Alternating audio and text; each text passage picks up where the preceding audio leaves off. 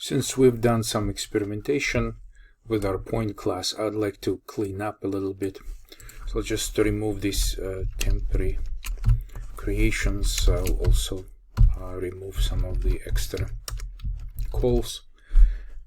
Let me take a look at implementation. This looks complete. Over here, I'll just remove these two variables and keep those in scope. I also would like to fix this name. Okay. So this looks good, and we can continue exploring various forms of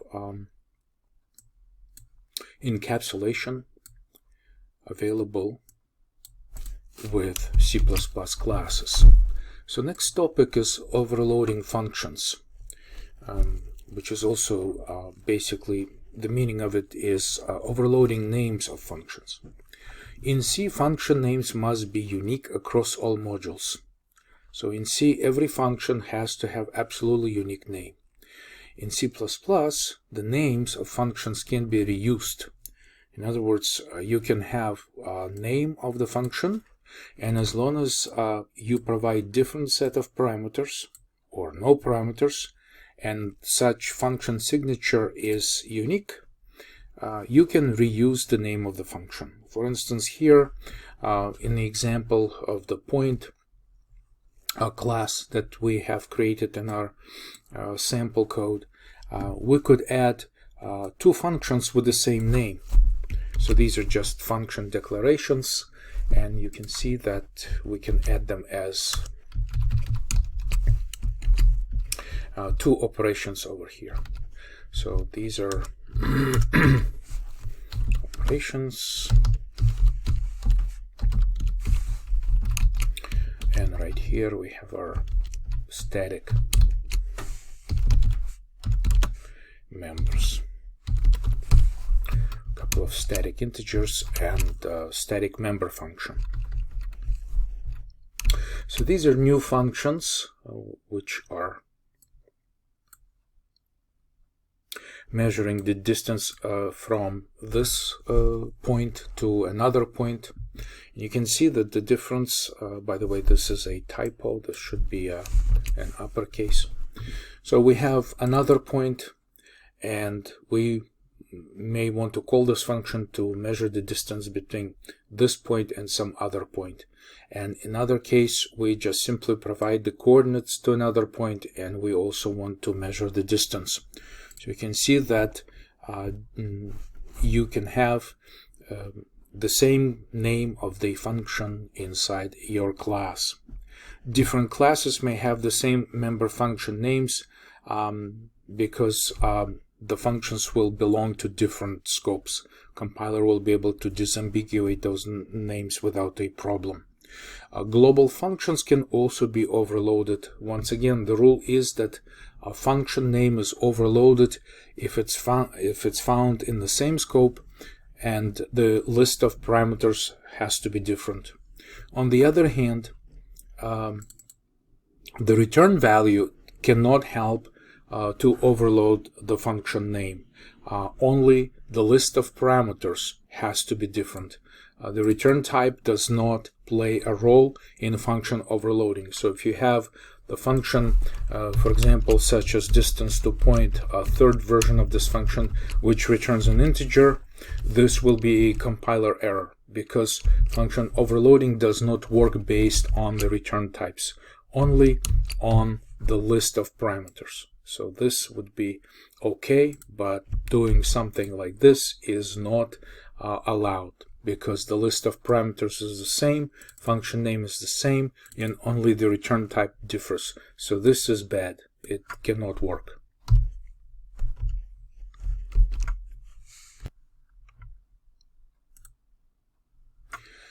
The actual resolution process by the compiler of overloaded function names is pretty straightforward.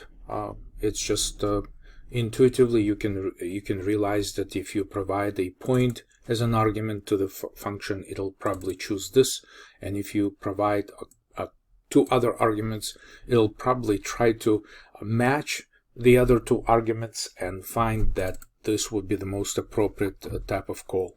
So if you get an error based on any kind of message related to overloaded function calls, just check your parameters, check your function names, and the scopes in which these functions are declared. So this is a short example of a print function that is taking three different overloaded versions. Here taking three types of parameters: a character, an integer, and pointer to a character. So here, when we call this function and pass a character to the function, we have exact match with character. When we pass an integer, we have exact match with an integer parameter. So this version of the function will be invoked. Here's another version where we create a short integer. Short integer could be a 16-bit integer. And of course, when we call print with this, by the way, it's a typo, it should be XX right here. So this short integer will be promoted to an int, and compiler will choose this function to call. The doubles cannot be downgraded to integers or characters, so this will be an ambiguous call. So either in this case, if you want to pass real numbers with a fractional point to your print function, it may be possible that you're missing a specific version of this type of argument, or you have to explicitly make a conversion before you call. Okay, then we have this next example with string literal. Of course, it will match, probably will match this. Would be desirable to also add a const version of this pointer to a character. And this may be an exact match with an int. So let's quickly try some of those examples in our code and just see if we can make it all work correctly.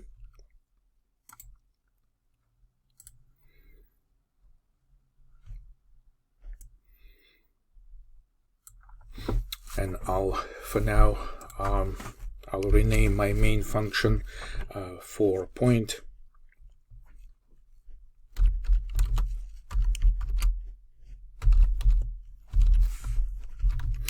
And just add another version of this main function.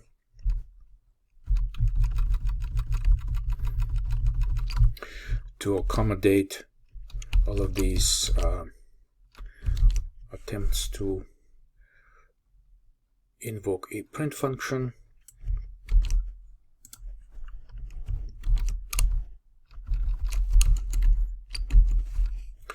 And we will declare these print functions right here. And to prevent other errors, I'll just add empty definitions for these functions so that we have three different functions. Let's just try to compile it and see what kind of errors we get. One of the errors, of course, is right here, that we need to fix the name. Right here in this slide, the name is mismatching in the function call.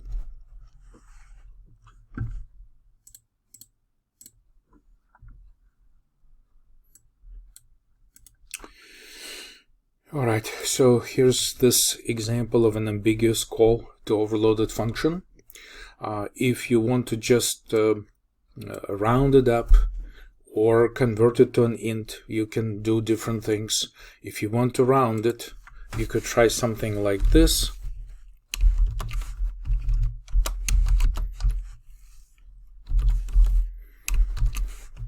And that would be the appropriate way of rounding it. You need to add half of a double and then convert it to an int if you want proper rounding to take place, because conversion to an int simply casts away a fractional part of the number. So this should fix this problem. Here we also have a bit of an issue with an older version of the code that was used in this slide. Most likely you would want to add a const qualifier right here in the type of the parameter. You want your string to be pointed to a constant character in order to be able to pass this constant string literal. So null is also undeclared identifier here. However, in newer version of C++, you probably want to replace it with null pointer keyword, which now will no longer match an int, but rather is likely to be invoking this function. So let's give it a try. Okay, so this works well. Let's see if we can include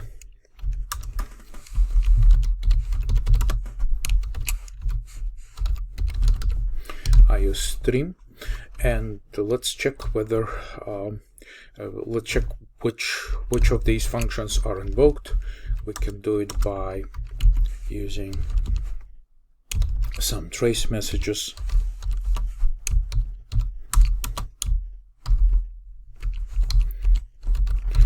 A function macro with 2 underscores in front and in the back in most compiler will give you the name of the function.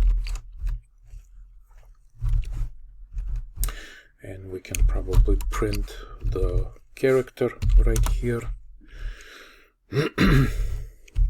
with a space in between.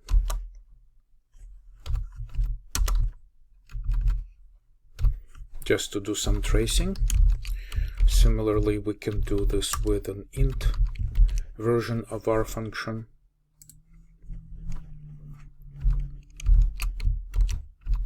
So here just print the number.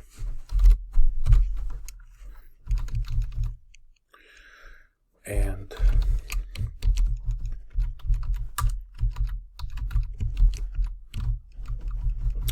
over here we can print our string. And we probably need to also add the type to make it all visible. Character, integer,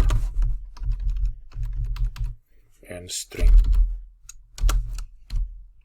Okay, so now we can run this.